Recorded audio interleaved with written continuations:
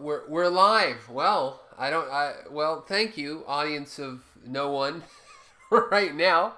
This is John Hand with the Pulsing Cinema, and I like doing more live events. I like kind of playing around with the liveness and being live. It's good to be live.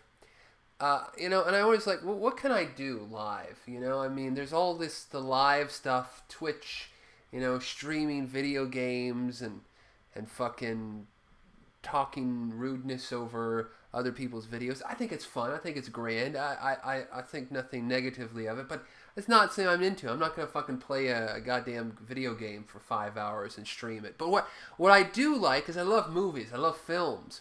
So I had an idea of let's watch some trailers. Let's watch some movie trailers, and I will go ahead and we'll do a chat. I'll talk about them.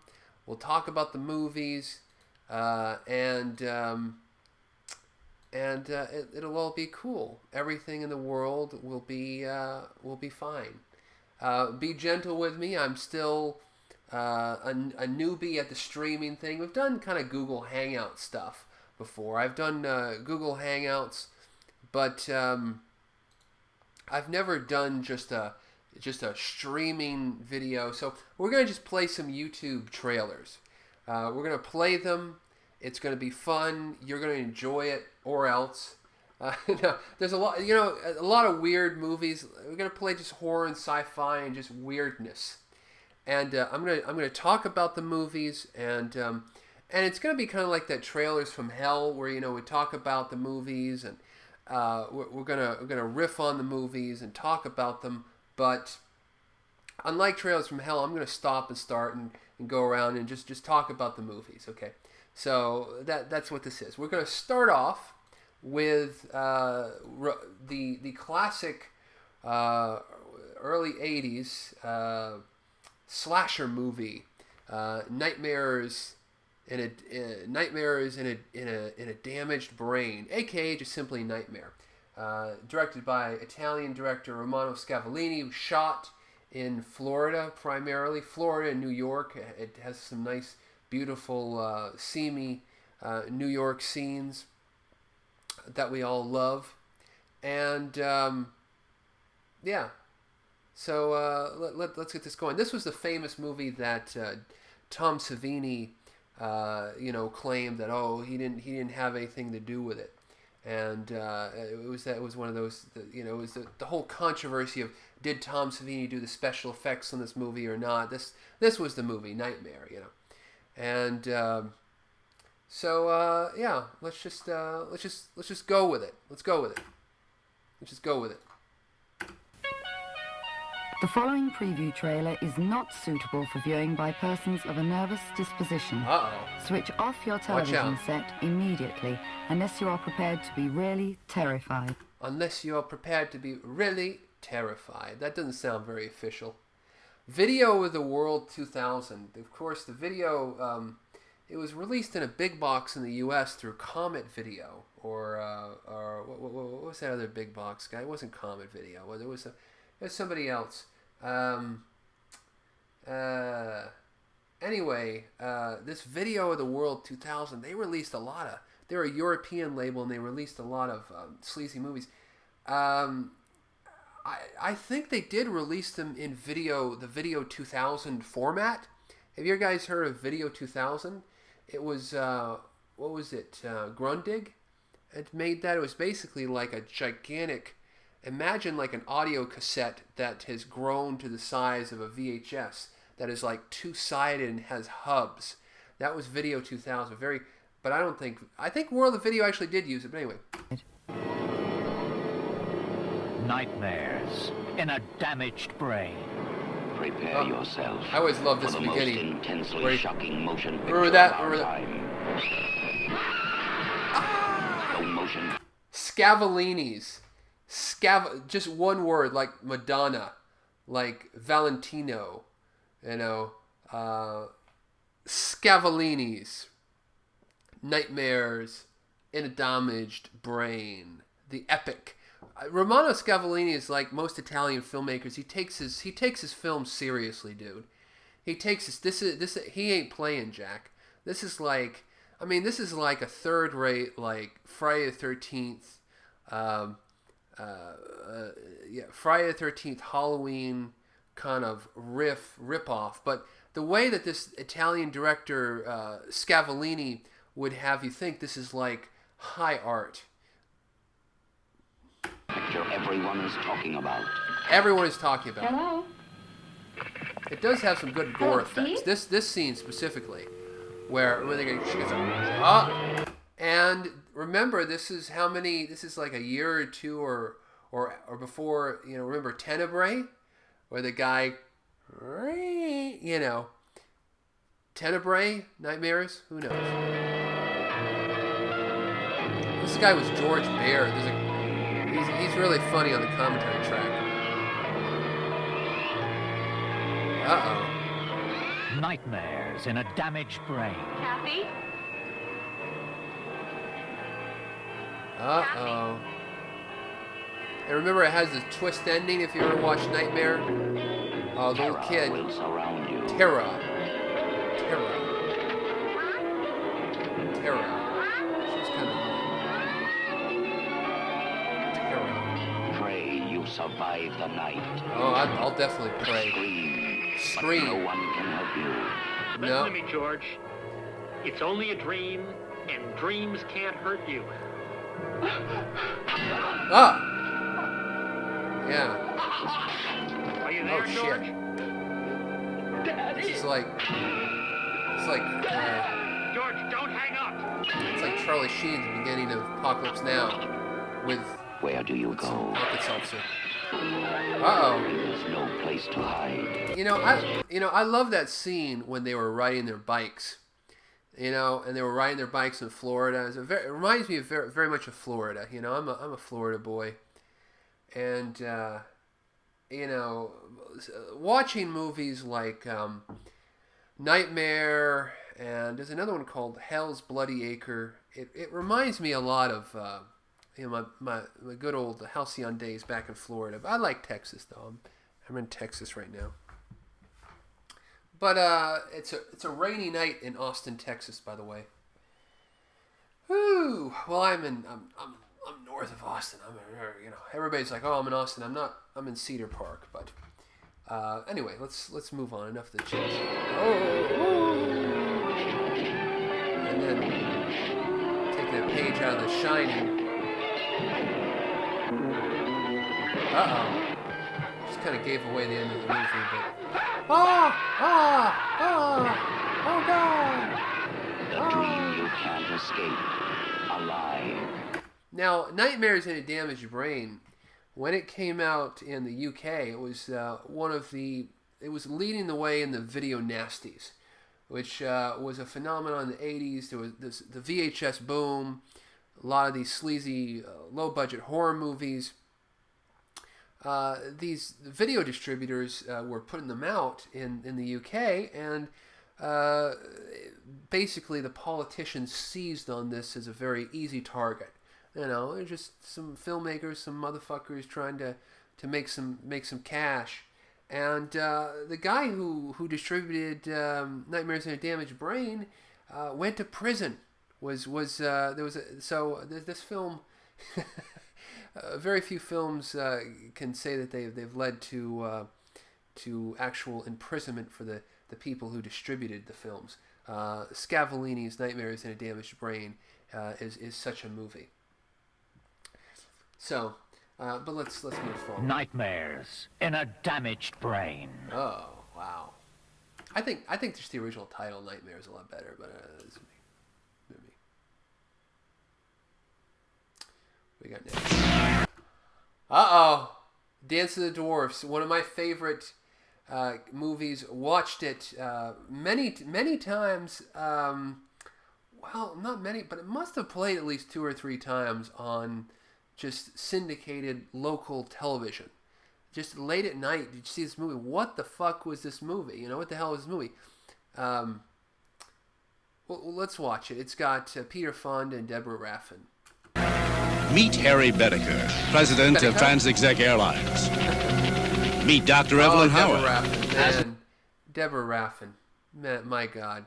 Beautiful, intelligent looking, just the requisite 70s actress. Just a wonderful, wonderful woman.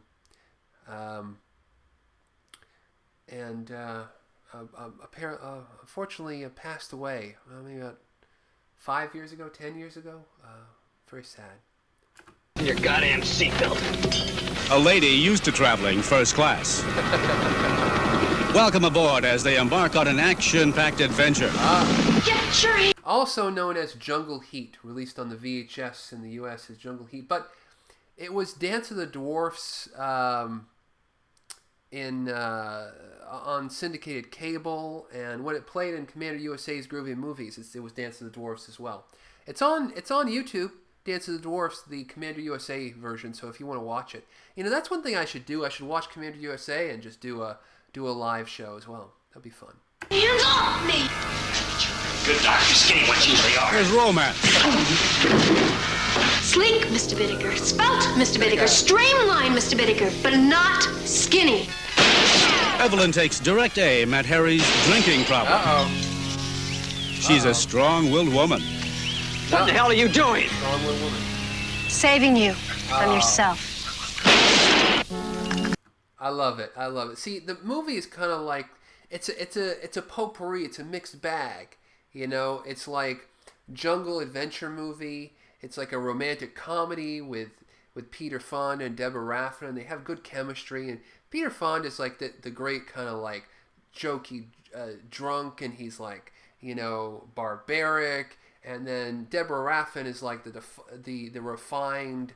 I think she's an anthropologist, and she's going to visit this scientist in the jungle who has been studying the weird phenomenon. He has this like jungle fort, and the jungle is populated by these like fish people thing, what they call the dwarfs.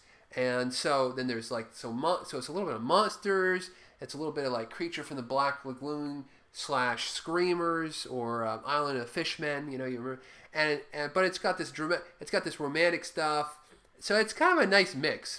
But not without compassion. You don't have to act so goddamn smug and self-righteous. What? It's your imagination, Mr. Bittaker. And it's very nice because her character really develops. You see that she's a very strong character.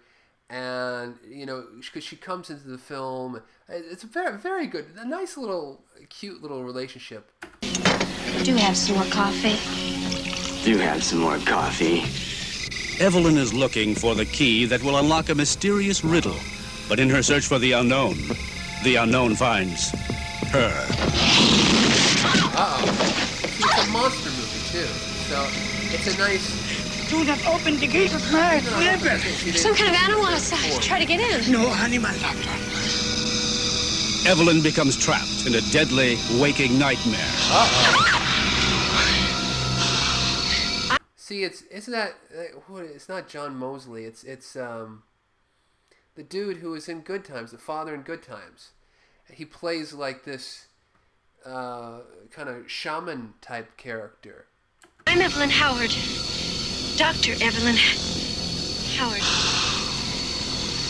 Why are you here? What are you doing in this place? Either you guys ever heard of Cuban roulette? How you play? Take all the bullets out except 2. Now you take it, and you point it at your head, and you pull the trigger. Here you go. You first. While Harry becomes trapped in a deadly game. You lose. Peter Fonda and Deborah Raffin starring in Uh-oh. Dance of the Dwarves. Definitely not a ballet. Uh-oh. Definitely not a ballet. Yeah. Dance of the Dwarfs was kind of a passion project for Deborah Raffin. She had... I did a whole show on it. I did a whole video on it.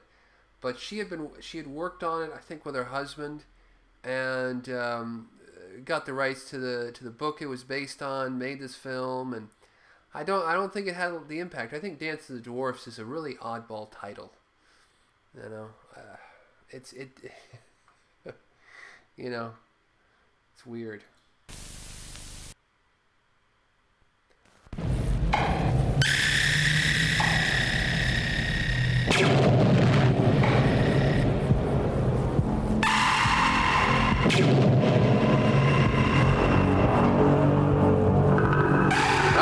Oh.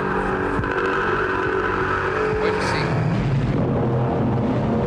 Mutant. Roger Corman's Mutant. Mutant. I picked this trailer because it's like, holy shit. That's what this trailer is, man.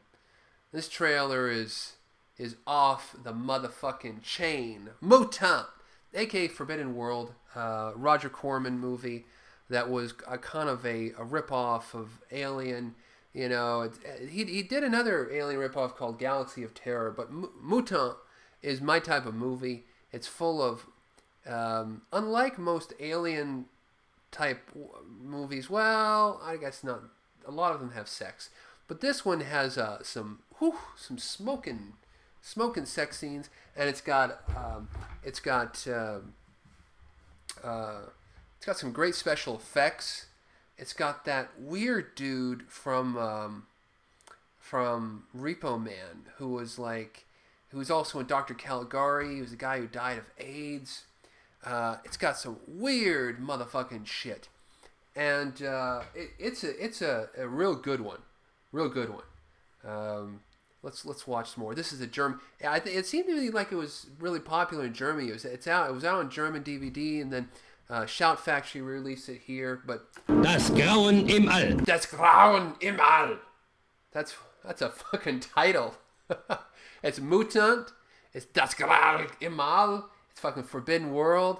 It's many things, but it's pure joy.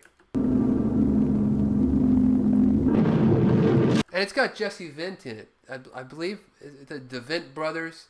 What was it? Billy Vint, Tommy Vint, Jesse Vint, Vint Diesel. I don't know. Ah! Holy shit. Whoa! Mike Colby, Spezialagent der Galaktischen Föderation, wird zu einem Sondereinsatz in einer biochemischen Forschungsstation auf einem lebensfeindlichen Planeten am Rande unserer Milchstraße befohlen. Den hier tätigen Wissenschaftlern ist die Aufzucht eines genetischen Mutanten gelungen, der ihrer Kontrolle zu entgleiten droht. Er teilt sich. Er wächst sich. Das Labor ist streng geheim und wir haben unbeschränkte Mittel zur Verfügung. Ein Traum für jeden Wissenschaftler.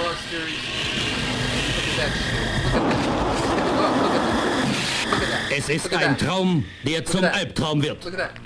Woraus besteht die Züchtung? Proto B und was noch? Stellen Sie keine Fragen, Colby. Fangen Sie lieber das Biest. Fangen Sie es doch. Ich werde da nicht mehr reingehen. Wir versuchen uns mit ihm zu verständigen. Es klingt abwegig, aber es ist die einzige Möglichkeit. I didn't know that. Let me fast forward that. Whoa, shit. You're not supposed to see that. No way. Oh! In den eisigen Tiefen des Weltalls wächst ein furchtbares Wesen heran. Wann wird es die Erde erreichen? Shit. It's on YouTube. I'm sorry if I offended people with that. Whoa! This trailer could give people fucking epileptic seizures. Germans don't give a fuck. They don't give a shit. They're fucking. They don't care. They don't give a. The Germans don't give a fuck. Fuck you. Fuck you. We want your mind to be fucked. You know?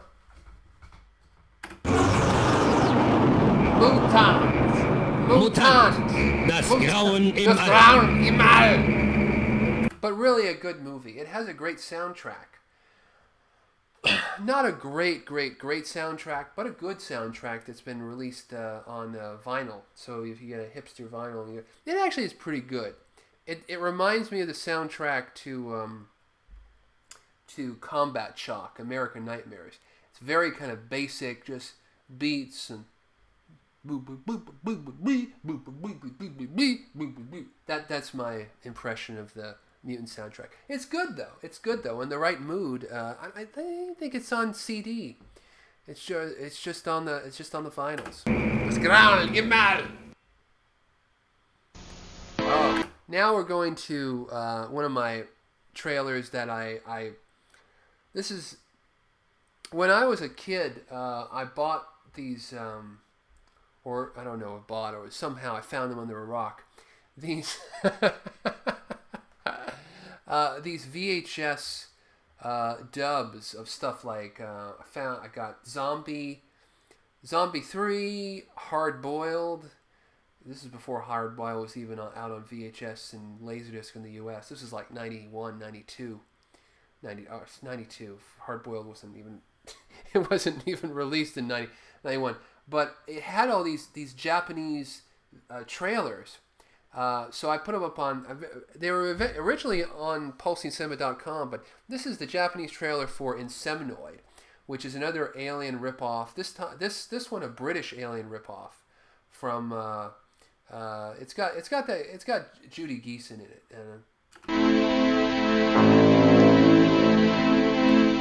Now that's some special effects. Far below the surface of a sub-zero planet. Sub-Zero. I always loved that hidden shot. in the freezing mists. Oh yeah. Something is watching. Oh yeah.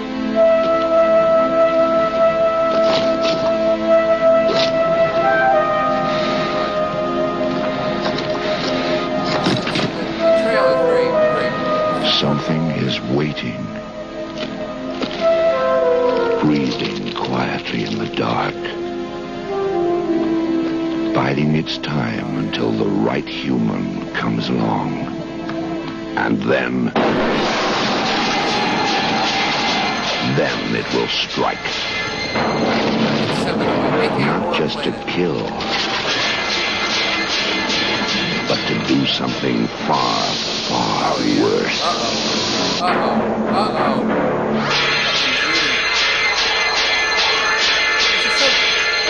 This is so much. It's something about like a third or fourth generation VHS dub. It just makes it, way more fucked up. Way more fucked up looking. I don't know. Wasn't he in Beastmaster too? What? I don't know. Everything's delayed. Sorry. I just got the chat up. All right. Well, hey Ernst in Turkey. Hey Paul. Yeah. Hey everybody. Sorry, the stream is kind of delayed again. Be gentle with me. I'm just setting this up.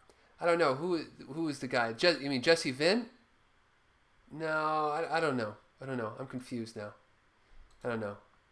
Just add some more chat if you want me to see. We're watching Semnoid. Anyway.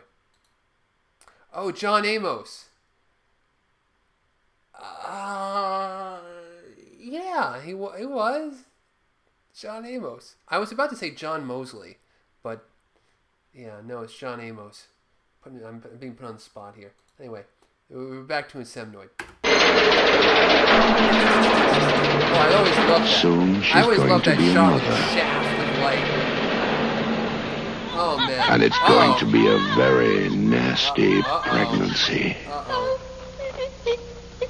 So nasty that there might not be anyone left alive to witness the event. They drive a little trolley car in this film. She's got the energy weapon.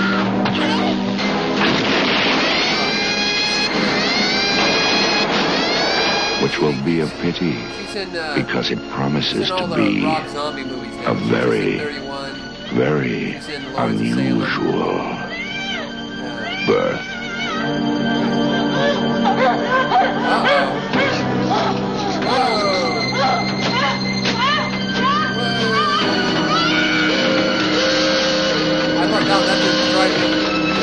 Somewhere in the depths of space, it's in space and they're in the mine and a horrific nightmare is about to become a reality. Inseminoid, that looked like a nuclear far power from plant human birth. Yeah, Inseminoid, aka Horror Planet. I remember my friend Mike was like, I have so many people I know named Mike. He was like, he gave me a Laserdisc of Horror Planet and was like, you gotta burn this to DVD for me. I'm like, dude, you can get it on DVD. It's Inseminoid. I wanted to watch the Laserdisc. I want to watch the Laserdisc, you know, and I'm like, and I mean, it's a scope movie, you know, it's 235. It's like I tried to explain this to him, but I mean, he's a learned fellow as well. No. I know John. You said John Amos. Yeah, no. I know from Dance of the Dwarfs. I'm well acquainted with John Amos. There's a funny thing with John Amos in that movie because he offers this kind of anyway. I'll go on. We have a lot of ground to cover with the trailers.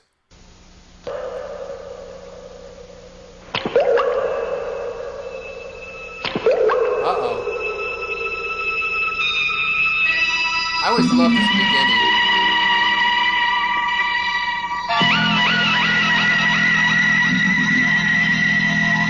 I always wondered what this is in Japanese, in the kanji or whatever, what that translates to. So this is the trailer for Cannibal Apocalypse, aka Invasion of the Flesh Hunters, that movie where the guys are what? Oh, I seem more pumped up than usual. Well, thank you. Yeah, no, I'm just trying out this thing. You know, I don't even know how it's gonna work, but you know, I'm just going for it. So, Invasion of the Flesh Hunters, Cannibal Apocalypse. Yeah. You know, that kind of like action cannibal Antonio Margheriti movie that was shot in Atlanta with John Saxon, a Vietnam War vet who has the flesh cannibal virus there. John Morgan, you know, fucking going into the supermarket and shooting people and eating their flesh and all kinds of cool stuff. But there's not a lot to the Japanese trailer. We'll watch it together.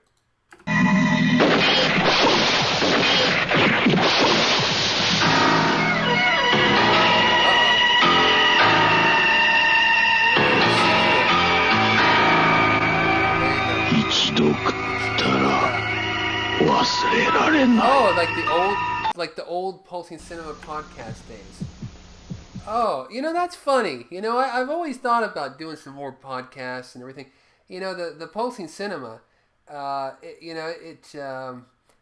neglected pulsingcinema.com, and I've neglected the old podcast feed, and it's not. I don't even think it's in iTunes anymore. It's gone. It's been well, the whole podcast thing with iTunes has changed a lot. It's now part of iTunes Connect. It used to be like a little tiny thing. You know, you go to a web page and you submit it. Now it's changed. It's real big. It's different. You know. But I listen to a lot of podcasts. I listen to mainly like tech podcasts and stuff. You know, I don't think there are too many. I don't think there are too many like movie horror podcasts. Some of them turn me on. I mean, I kind of take them on a episode by episode basis. I mean, I listened to a few episodes of The Gentleman's Guide to Midnight Cinema. I'll listen to this one and that one, and the main podcast that I really love is The Projection Booth. I think The Projection Booth, that really inspired me to do stuff with kind of more, you know, it kind of upped my game, but then I kind of stopped doing it. But I mean, that guy Mike White, he's brilliant. Projection Booth, I think it's brilliant. Anyway, on to Amityville Horror. Get out! And see, now it's in video. You know, that's all I always wanted to do, is a live video show.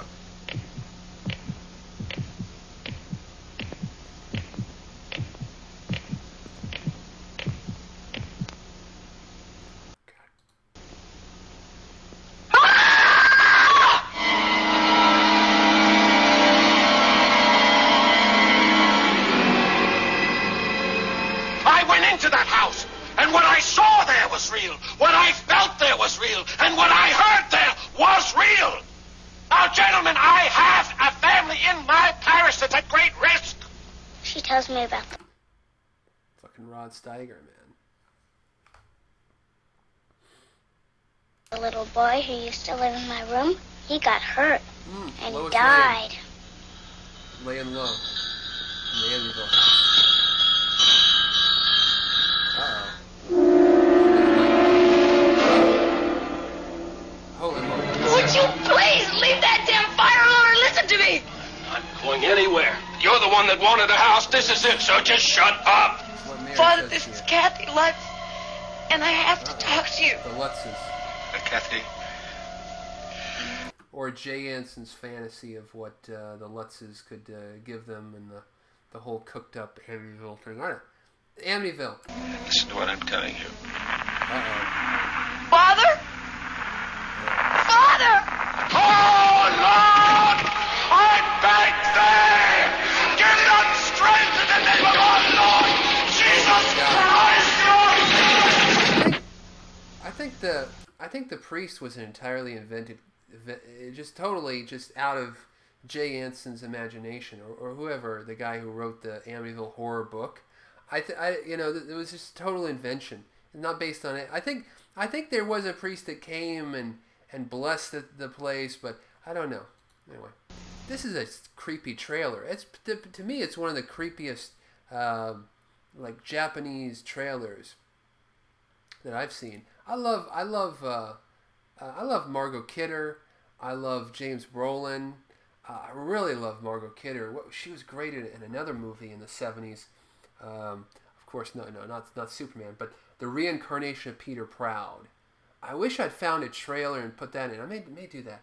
The Reincarnation of Peter Proud. That's a great movie. A movie about reincarnation. David Fincher has been playing around with remake. I did a podcast on it. This it seems to be, my thought process is very circular. Anyway. I'm coming apart!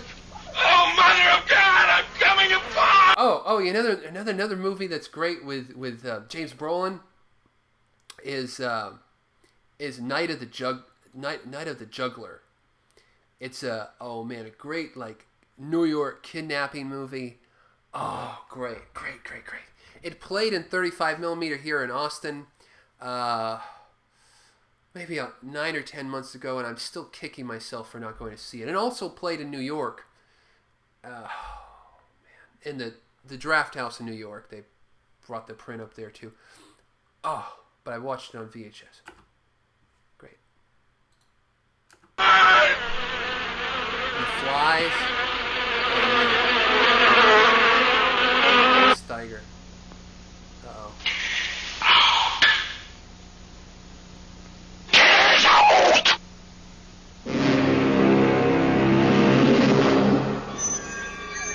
Remember there was that scene with Margaret Kidder when she's like in her panties?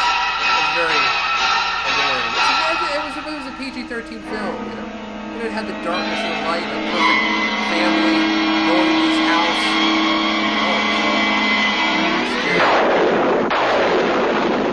It was great. Oh man. What do you want from us? God damn it, this is my house!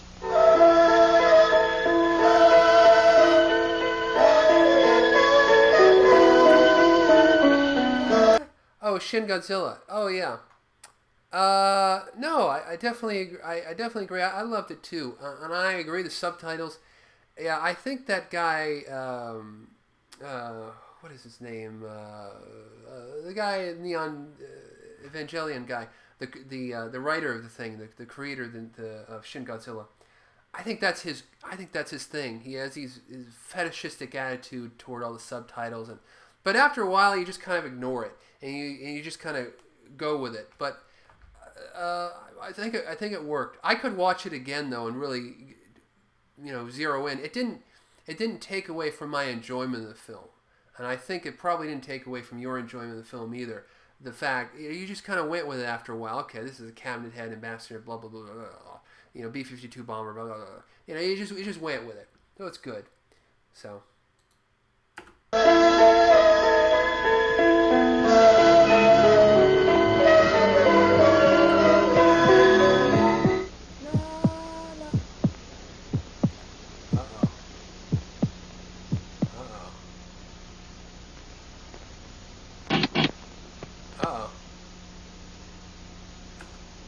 I'm still not sure with this if this is part of the Tenebrae trailer or I think it's part of the Amityville trailer. If it's part of something else, I don't know. I just cut the tape up, and I'm not sure if this is still part of Amityville, to be honest. But anyway, I can't read Japanese kanji. I don't know. I'm not gonna lie. I don't know what this is. I don't know what it is.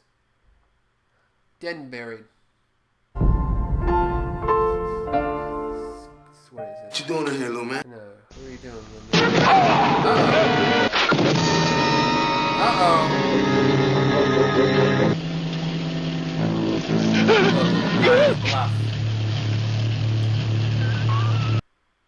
You know, one question I always had about this movie is,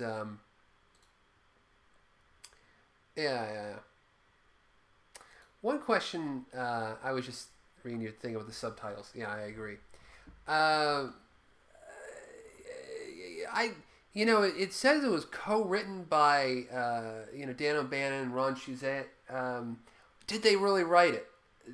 The interview with Dan O'Bannon on the Dead and Buried DVD seems to indicate that they just kind of brought the guys in for name value. I mean, did they do a rewrite on the film, or are they just like, okay, so they can sell you the guys who made Alien, here they come, This is a great, oh my God, Dead and Buried, one of the great movies. And the U.S. trailer that has like the graphics and the face coming out of the ground is kick-ass. 突如何の理由もなく生きたまま焼かれる肉が焦げ顔が溶け目玉が飛び出す Lisa Blount, the tragic Lisa Blount, who again died about 9 years ago.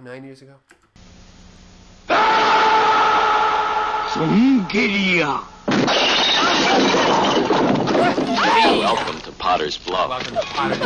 ひなびた寒村に突然発生した残虐な連続殺人事件全身を切り刻み臓器をえぐるこの恐怖の集団は何者かゾンゲリア墓場から蘇った死人の群れゾンビが聖者を襲う I never understood that part of the movie when the guy is going through the detectives or the sheriff is walking and then he sees that thing like boom, like it was like some kind of projectile in the night. It never really made sense to me. Incident at Ravensgate. Yeah, no, I've watched part of that. I need to finish that.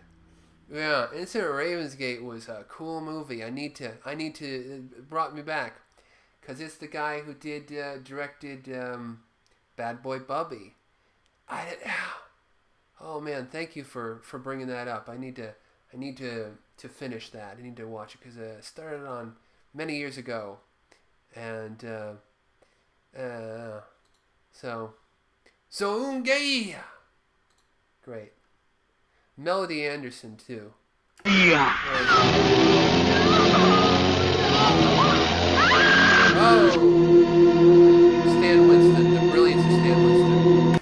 It's funny when you think about Dead and Buried that it was a tampered with movie. It was a movie that basically the studio changed 2 or 3 times when the guys were making it.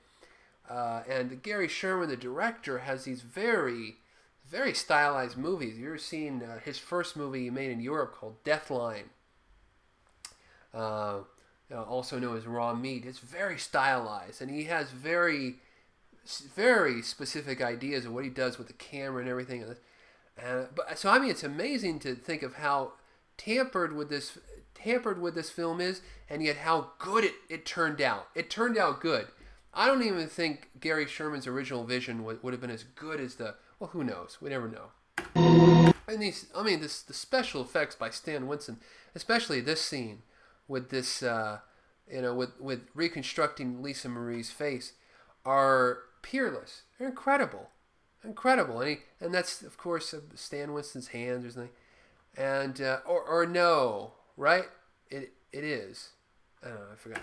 That's it. No, don't do that. What are you doing? I always think that guy sounded like Donald Pleasance, like there. Now. You're safe. Stop it. Stop it.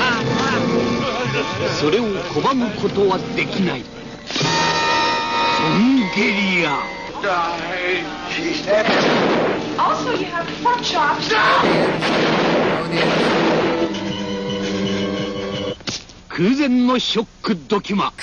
ソンゲリア。もう一人では寝られない。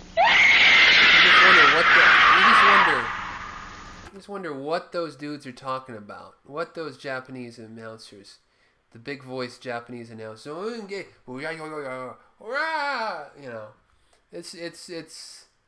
but it's cool. It's still cool to watch them. You know, we're gonna get past the Japanese trailer. Don't worry, it's not gonna be all Japanese trailers. Don't freak out. I'm not leaving you in the dust. Oh no. Stupid. Go away. 客の皆様へ、私は恐怖が振りまくある種の快楽の賛美者である。私はここに一本の恐怖映画を制作した。これは皆様に対する。What all this kanji at the beginning is? Is it like, is it like this, dozens and dozens of critics around Japan have said this is the best thing ever. 私からの挑戦と思っていただきたい。ダリオ・アルジェント。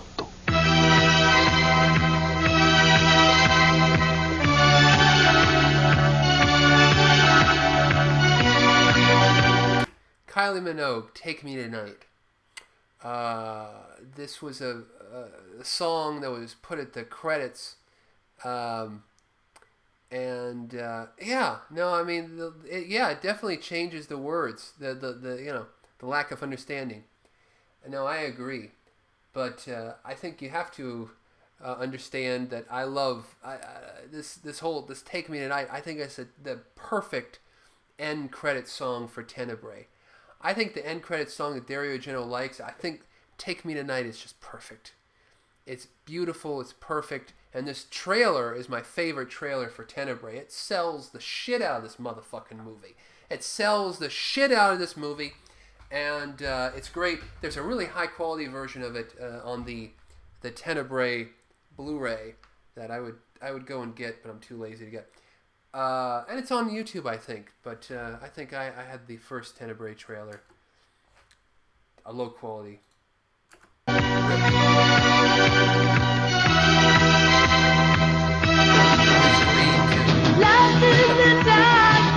Shadow. I think that's Shadow. All this Shadow. I think that's what it's called in Japan. That's the Japanese title for Tenebrae. Darkness, Shadow. I love it's like a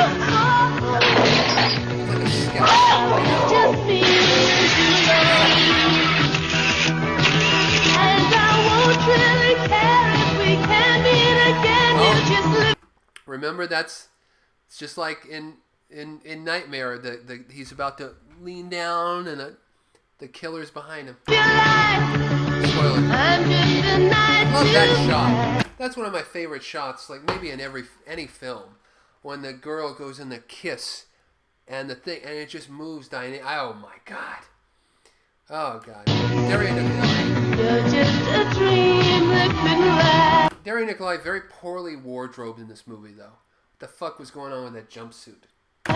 She looks better when she's all wet. The lady cop for 2 minutes is better wardrobed than the lead actress.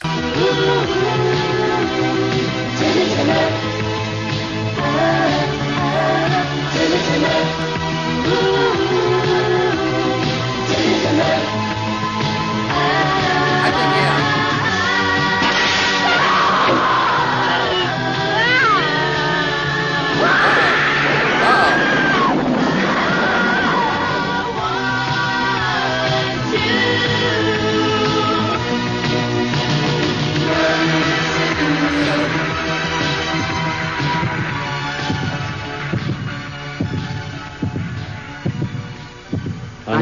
様の心臓をいただきます。What the hell is this? Shadow.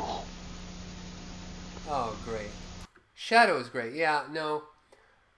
Yeah, you should watch Tenebrae. You should watch Tenebrae. It's if you're into the Dario Argento and the slasher, the giallo, the stylized oh my god, it's perfect. It's wonderful. Some would say it's his last great giallo film. It's one of my favorites. It has to be. Yeah, definitely. Yeah, there's something about it that's so high tech and strange and beautiful. Yeah, it's worth at least a rent. It's worth consideration. Oh yes, Dario Argento. Yep. Oh, it's still raining.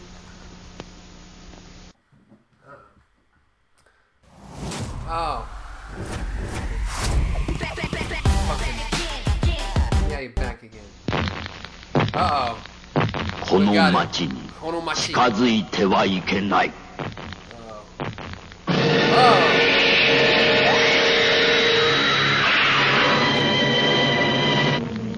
ニューイングランドのリゾート。New England resort.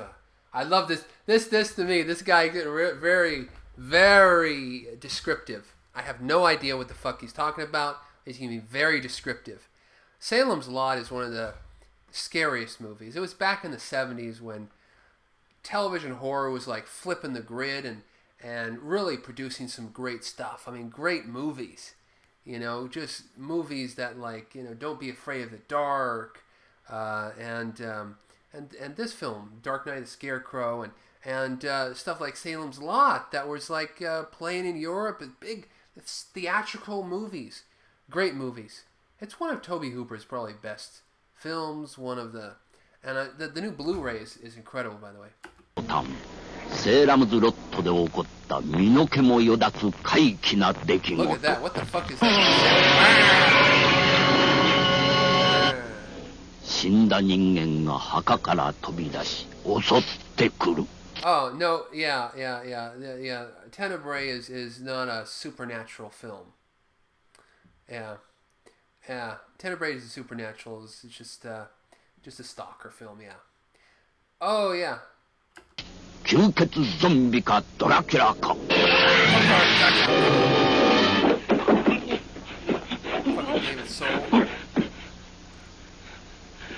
They're in there. They're in there. 一人また一人亡者が増え治療の町と化したセーラムズロットに地獄の叫びがこだまする。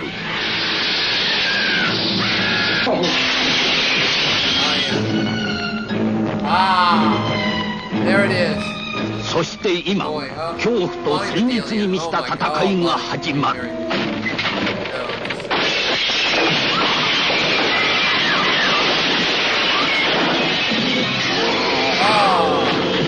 組んではいけない二人、スティーブン・キングとトビー・フーパーがつい。Toby Hupanga. I love that. Toby Hupanga. I always love the way it's like he said, Toby Hupanga. Toby Hupanga. It's great. Toby Hupanga. And Ed Flanders, man. Fucking Ed Flanders. Poor Ed Flanders. I was listening to the new Exorcist 3 commentary track, and it talks about Ed Flanders, what happened to him. William Peter Blatty has it talks about Ed Flanders that Dracula must be Japanese for vampire, yeah. But Ed Flanders, man, he was, from St. Elsewhere and this film and Exorcist 3, and he committed suicide. It's a very sad story, which he talks about in the commentary track. It was over a girl. It's over a young woman, apparently, according to William Peter Blatty. I always thought he had a terminal illness of some kind. It was a very, very weird story, man.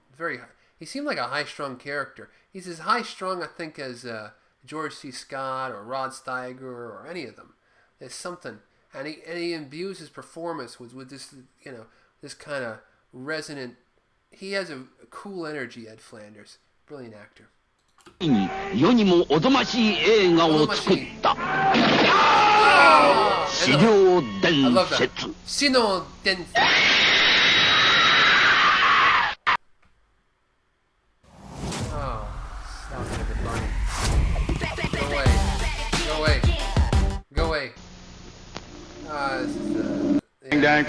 狼男はみんな狼か。狼よ。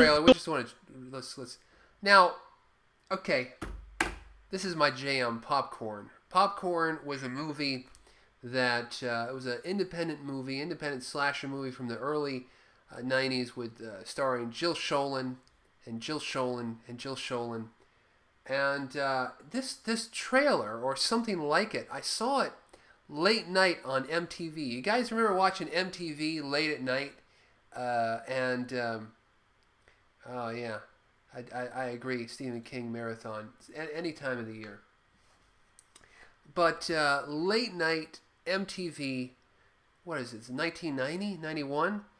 These weird fucking trailers. Somebody spent a truckload of money to do these midnight trailers for Popcorn and put them on in the middle of the night and blow everybody away. Look at this. And I don't remember Popcorn being a very no. Look at all these shitty movies. Before the fear Look at all these of other Friday movies. the 13th. Before the evil of a nightmare on Elm Street. Sounds a little bit like Before Day of them the all. Dead. There was D. Wallace. now, 15 years later, he's back. I think this did play. There's something happening here that I've been looking for all of my life. Jill Schoelen. There's smoke. Someone takes her hand. She's running. The same man comes towards her. I remember the whole thing. Stop!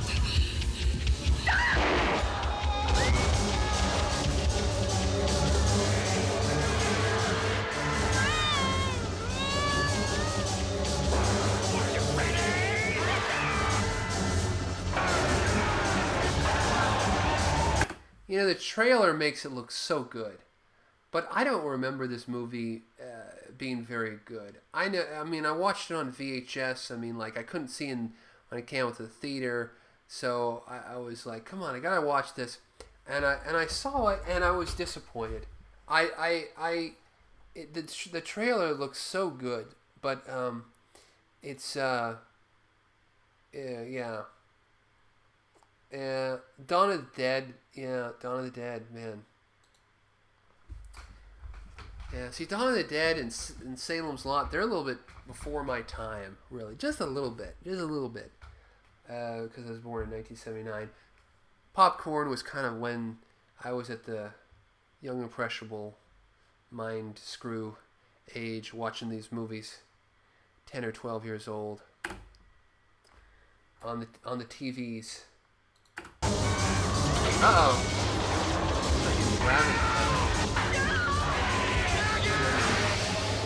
Uh-oh.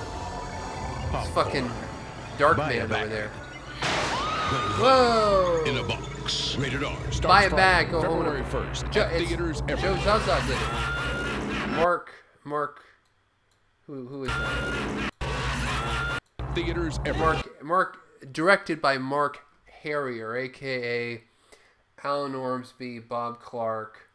Don't even have their names on it. Yeah, it was a big film. Alan Ormsby and Ronnie Taylor. Ronnie Taylor shot it. Big European DP.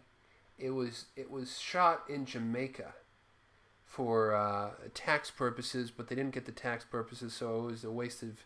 I think it was like a Canadian tax shelter type production with Canadian money with. Alan Ormsby and Bob Clark, and I think they had a real big following out on it. I think Alan Ormsby had to finish the movie, isn't it? Or was it? I don't know. Anyway, there's Popcorn. It's not that good. Yeah, fuck you.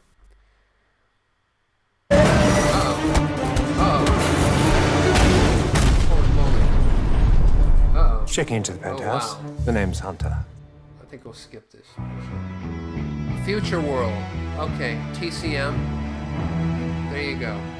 Future World, of course, the sequel to Westworld. In 1972, Delos was open to the public. It consisted of 3 fantastic vacation resorts: Roman World, Medieval World, and Westworld. It was a computerized paradise where nothing could go wrong. But something did.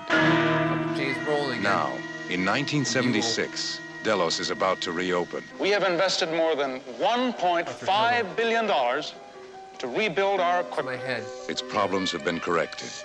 We have replaced every circuit. Its technology has been perfected. The new Delos is not only the most fantastic resort in human history, it is also fail-safe. And an incredible new world has been created. American International presents Future World, starring Peter Fonda, Blythe Danner, Arthur Hill, and Yul Brynner as the gunslinger. Program the blast-off sequence. 5, 4, 3, 2, 1. There was a great story. You know, Blythe Danner, you know, is the mother of Gwyneth Paltrow, and there's a great story I read a couple years ago. She was in the Austin area shooting this movie that was like an adaptation of a Larry McMurtry novel, and she was with Bruce Paltrow, and Gwyneth was a little baby, and Sidney Lumet directed it. And every day they would drive, like 45, 50 minutes in the country to shoot this movie. They're shooting out in the country. They're making this country movie, and there was this, they'd have the lunch on location, and there was this one dirty hippie who skipped into the line at one point. It was picking up the chicken, and the producer saw him, and he's like, "You're not part of the crew. Put that chicken down.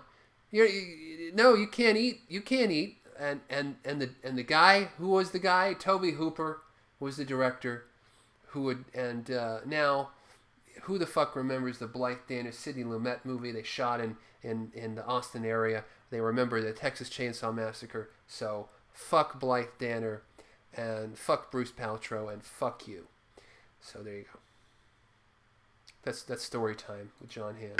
We have ignition. I'm just joking about Blythe Danner. I like Blythe Danner. Anyway, there you go. Welcome to Future World, the ultimate. I never really got Future World. I mean, there's like, okay, so it's like Sci-Fi World. So maybe it should have been called like Space World. You know, it could have been like Space World.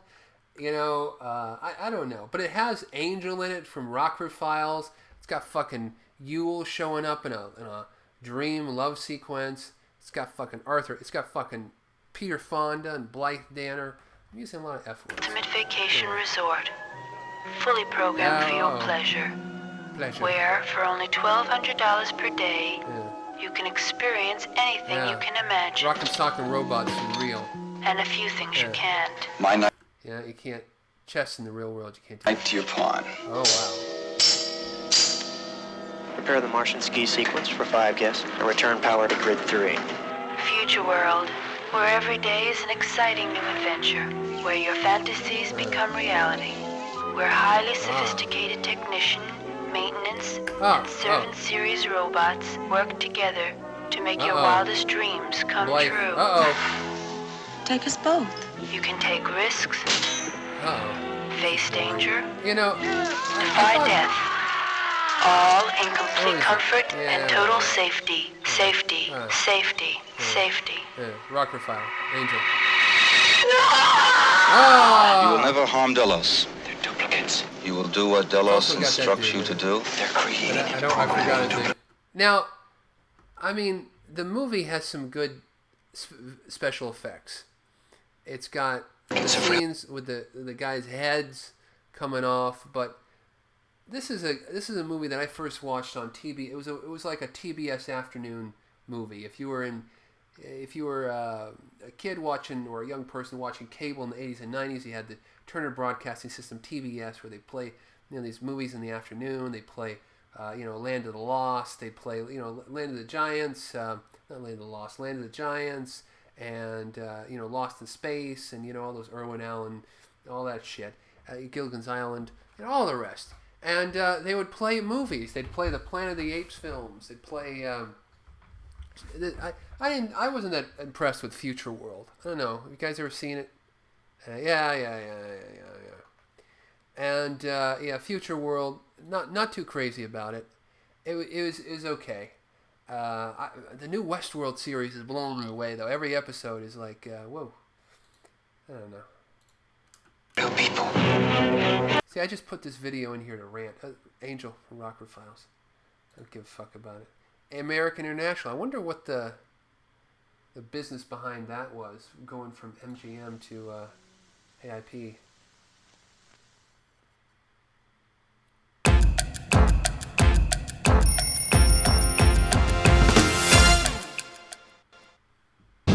Every so often, there comes a movie so sick, so twisted, so incredibly insane, the critics shout, Oscar calling, Oscar Fox Harris. My mind was that, kink. It was Fox Harris, the dude from Repo Man and Forbidden World and this film. And he also was in a lot of Fred Olin Ray movies. Unfortunately, the man died of AIDS. Calling. Naughty, naughty, naughty! Unending torment. Meet Dr. Caligari. She's chic. She's hip. She's morally reprehensible. That's Fox Harris. That's Fox Harris, too. Fox Harris. Over there. That guy. Yeah, Fox Harris died of AIDS. Or I don't know. Died of complications and so forth. A great actor, man. Dr. Caligari was a late 80s movie directed by this guy Richard Saadian, and it's a weird movie, man. It's something that could only come out of the late 80s. The Art Deco, the weirdness, the strangeness. It's late 80s. It's new wave goodness. Yeah, the pink bunnies. We'll get some more pink bunnies. Anyway. She's evil. She's a flat-out sadist. A sex Nazi. How do I make you feel? My feelings are like filthy prayers. I'm a juice dog. I'm a twitching skee ball. And you won't let me shiver.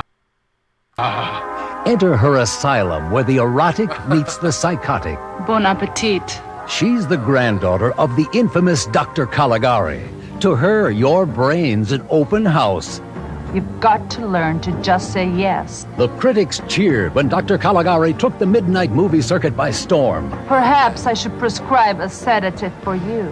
Spectrum News raved over this overnight cult classic. This movie screams art. And MTV went crazy over the Caligari Asylum. Fetching Madeleine Reynal plays the granddaughter of the evil German scientist, and she's got plans to bring him back in a big way. Variety called it a twisted, skewed, day-glow visual explosion reflecting a mad world. I got an EKG you can dance to. Everybody limbo. The LA Times stamped its approval, consistently outrageous and imaginative. I call it disgusting. The Toronto Festival of Festivals screamed pop expressionism with a 90s feel. You scratch my itch.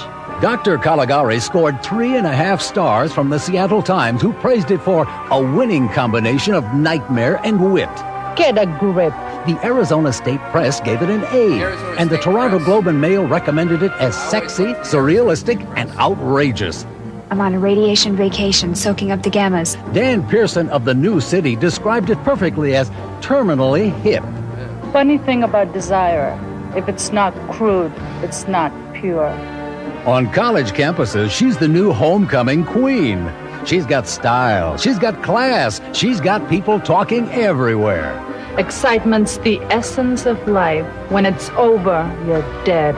She's racy, irreverent, and radical. Dr. Caligari.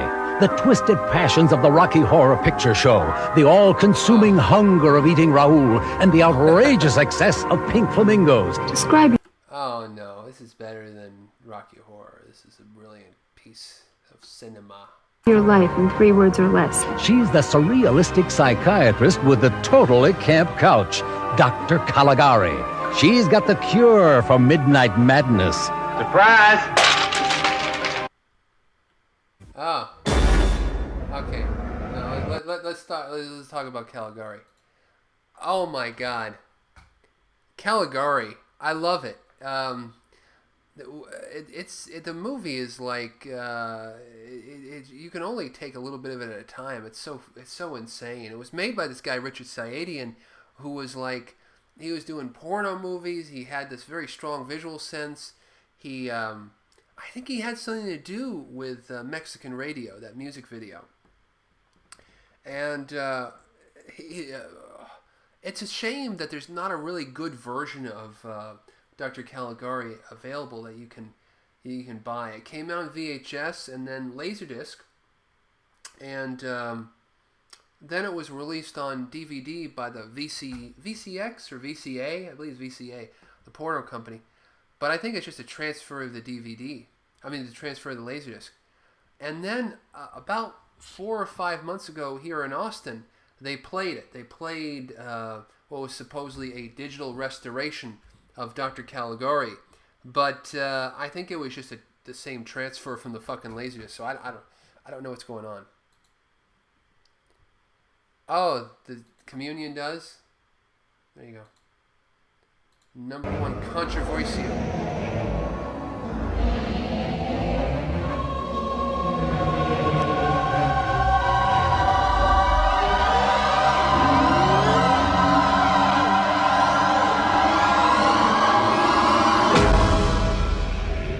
You guys go on.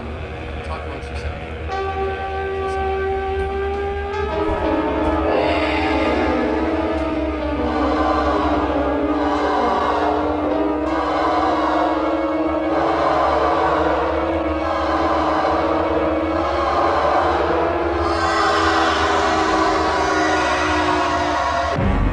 I can't get out of this! All right.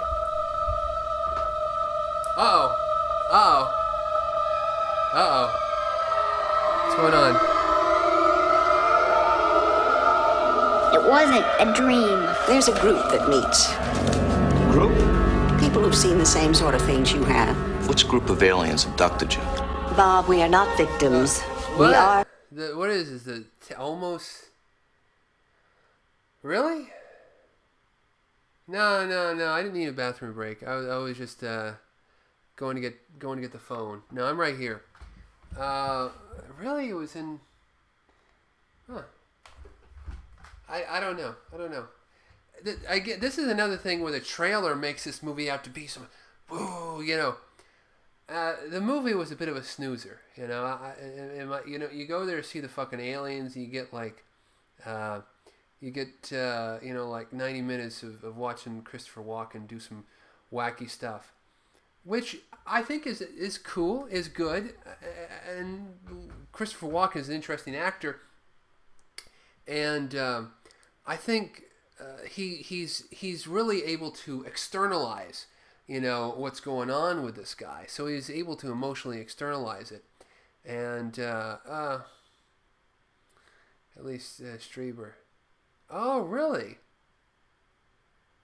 So that was, well, okay. So Olmos Park in San Antonio. All right. Yeah, I've not been to, well, I drove through San Antonio once. It was very, I don't really care to drive through it again. I don't know, I'm wrong. I'm sure it's a nice fun place. Anyway, let's continue. Our participants.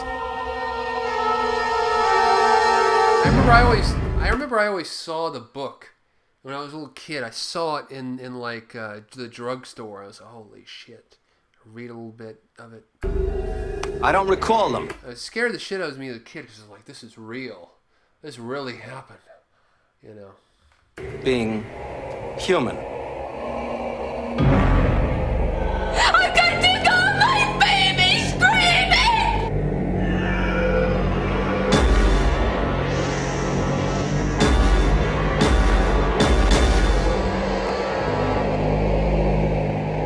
You people, You sit there, you're in for one big surprise. Uh-oh. Uh-oh. Fire in the Sky, of course. I have to but how does it think? Oh my God. Look at that shit. What makes it move? Why does it breathe? Oh. Questions anyone would ask Dianetics. About a man if they'd never seen one before. So for 5 days, a man was borrowed.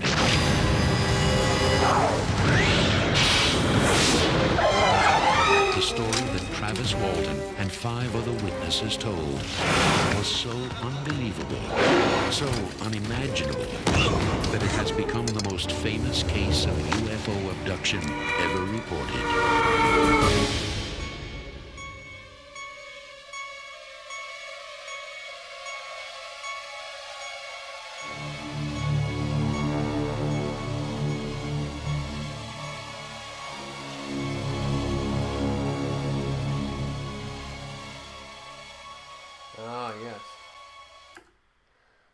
So that was a hell of a trailer for Fire in the Sky. I mean, whether you believe it. Oh, I need to start using that. Well, you know, I mean, John Arhan is the DB Sweeney. Well, John I still use John Arhan. I mean, in the movies, you know, it's the professional name. I don't know. Did I used to say that in the podcast? John Arhan? I don't know. I forget. Anyway, Fire in the Sky, man. Hell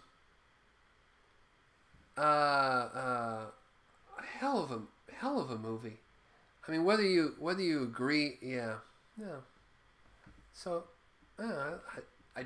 okay. So I want to be fun, so I'll use the R. I mean, Fire in the Sky. I mean, it has some great actors in it. I mean, it's got DB Sweeney and James Garner and Peter Berg and pretty much every great actor of that early to mid '90s generation. Is like, what the fuck happened to him, And oh, I would. You'd push the R. Okay. John Arhan, like Up All Night, John Arhan. But anyway, I mean, the alien abduction sequence is one of the scariest alien abduction sequences. It just this kind of being out of control. I mean, I think Fire in the Sky really captures the alien abduction experience. In a nutshell, the fact that you're out of control, you're in the hands of some kind of foreign entity, and they're just doing whatever they want with you, and doing things that are just beyond your comprehension. Very great, very great. The inspiration, of course, for some scenes in this recent independent film, Almost Human, which I really liked, and but the cool, I mean, just the visual effects. I mean, and some early CGI as well. No, I think this was just before they were starting using CGI. Yeah. Just before they were, because I read an article. It was just, this was pretty much all done with physical effects. The idea. Remember that point where DB Sweeney is floating up, and then he sees the dust particles, and it's like this. It's like changing the gravity focus in this other room. It's great. Oh my God. And the Gilmore Girls. Whatever. Okay, let's continue on. Oh no. The clones. I had to include this. The clones. This is a great trailer as well. I think this movie used to be on A breakthrough has been made in biochemistry, whose impact upon the future of mankind is so massive that it might be compared to the first nuclear explosion in Alamogordo, New Mexico in 1945. the discovery of DNA and RNA. Science has now isolated the chemical essence of life itself. The new branch of science is called genetic engineering. We now know how to determine the genetic code of any living cell, of any living tissue, of any living animal. We can now alter the reproductive process in animals. We can choose genes to predetermine sex, physical characteristics, intelligence, and much more. And science is now upon the threshold of the next and most awesome development. We can create a clone. The process called cloning has a parallel. By taking a small cutting from a plant and replanting the cutting, a new plant will grow. It will be identical in every way to the original. But I love this. Now, take a single living cell from a single living man. Make us. I love the clones. This is out on DVD, but it's like a VHS transfer. It's a cool movie. It's like a suspense movie, but with clones, and you know it's got that intrigue. It's better.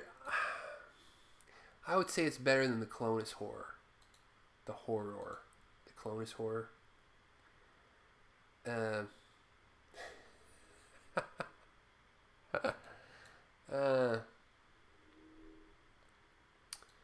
So anyway, yeah, let's skip through this. Yeah, I put this in just to skip.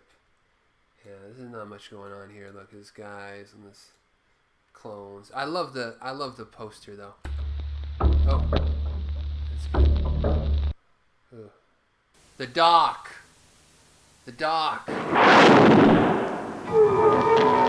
This is one of my favorite trailers too. This is great. It is as old as the universe. It is real. It is evil. And now, it is here. After fear, beyond terror, there is... Percy Rodriguez. The big voice. This dude, Percy Rodriguez, who did all these trailers. He was so good. You know, the soundtrack for this trailer was stolen by the Ghouls. They made this just shot on video movie called The Ghouls, and they just took this thing and they did it. Percy Rodriguez. The dark. All right, so a girl got murdered. What else is new? Beheaded? Mutilated?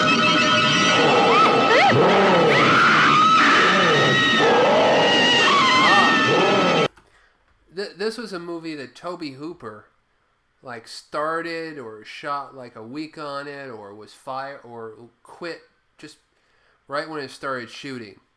And it was also going to be like a Frankenstein monster film, but they turned it into an alien invasion movie. It's a scary movie, though. It's got another girl, Mooney? William Devane in it. I don't have to tell you nothing. Richard Jacob. You're not talking to some kid, Mooney. You're talking to the father of a murdered girl. Motherfucking... Ooh, that's scary. Motherfucking Richard Jacob and motherfucking Devane.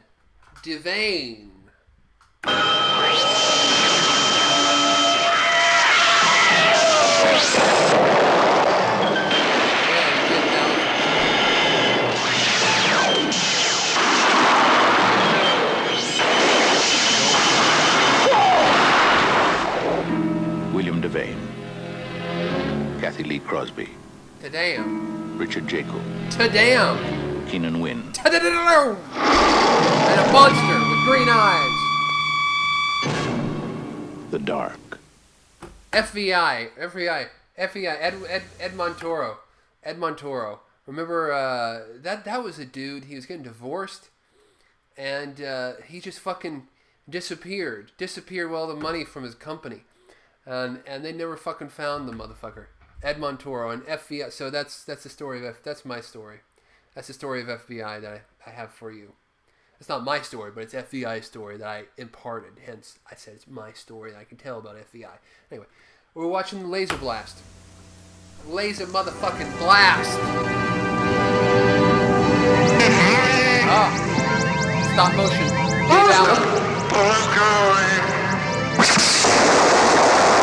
This could all be happening right now, somewhere on this planet. Oh, yeah. It's the story of a UFO. I want to do stop motion animation in a movie, you know?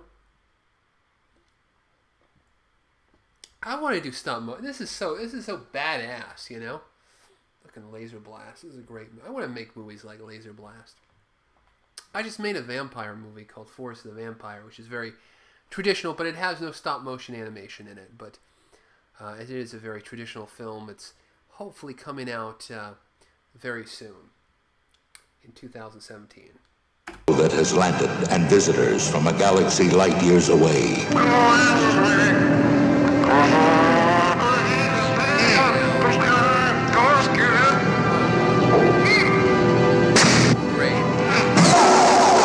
It's an adventure unlike anything on this planet.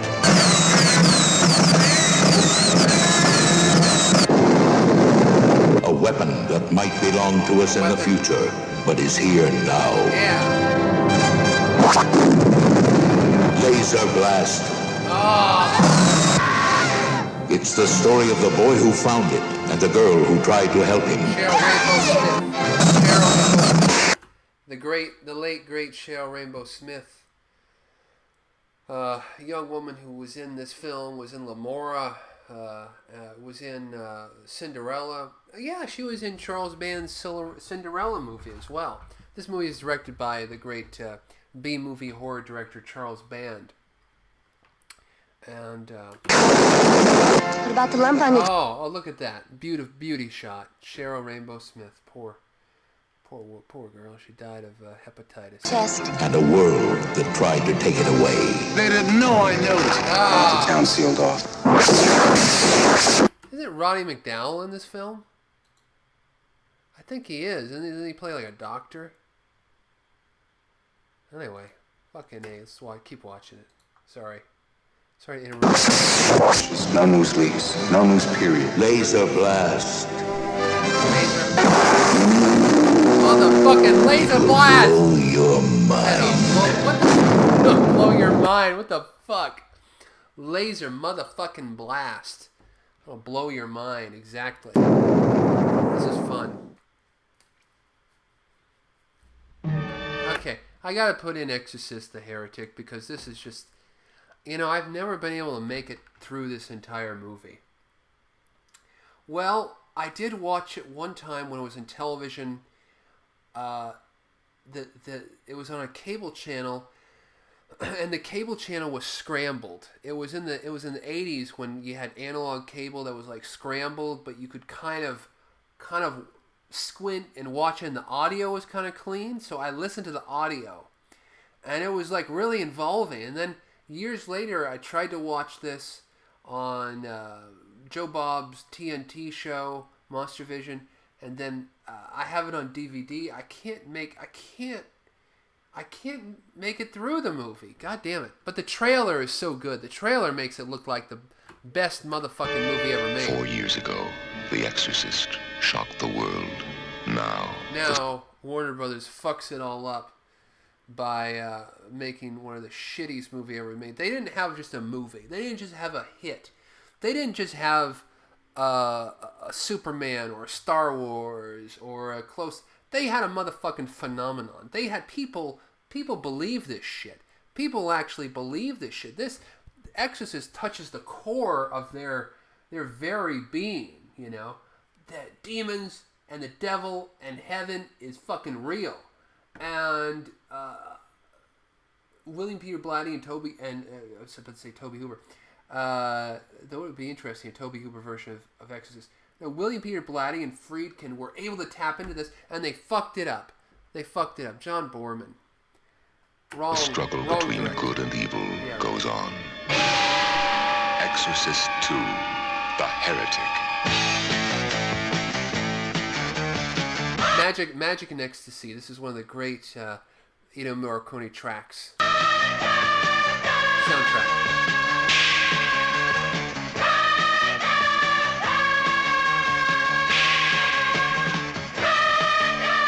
Yeah, see Animal House. I can see Animal House being good with it.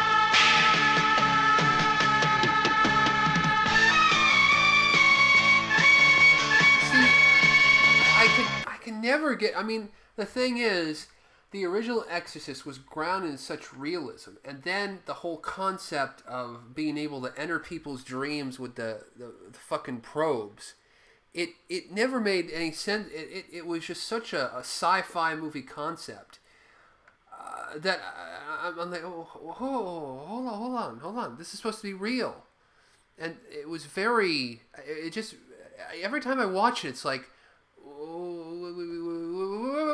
Wait, Richard Burton is entering somebody's dream? This is like the fucking Matrix? I mean, what the fuck is this bullshit? It was, I mean, like, whoa. Hold on. I guess if someday I'm just gonna fucking dog food and get past it. I'm not saying I'm right. I'm not saying the movie is horrible. It has its fans. It has its cheerleaders. But I'm not one of them, and I think millions and millions of disappointed moviegoers have a point. They have a fucking point, and tarnish the property. I mean, I think that's one of the reasons why Exorcist did so wrong. In the modern era, if Exorcist 3 had come out, there would be no problem calling it Exorcist Legion. They fucked up by doing Exorcist. They should not call it Exorcist 3 because Exorcist 2 fucked everything up. Anyway, end of soap. Look at that. I love the mirror. What is this? What the fuck does this have to do with the Exorcist?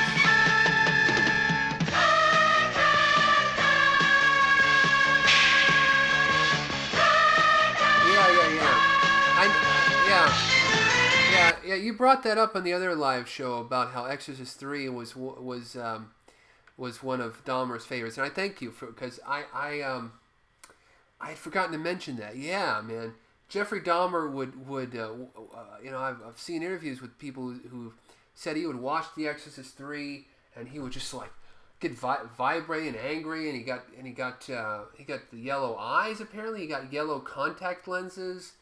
So he could somehow control the demon. Oh man, Exorcist 3 is such a good movie, though. Let's continue. I'm gonna spoiler alert. Next movie's gonna be Exorcist 3. Next trailer. Let's go on.